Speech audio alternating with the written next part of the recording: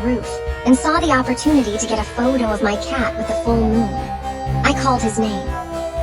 Slowly emerging from the shadows, he was clearly bigger, darker, with random tufts of spiked fur, leaves and black things stuck all over his body. Looking fresh from the grave, he struck a pose and attempted a toothy smile.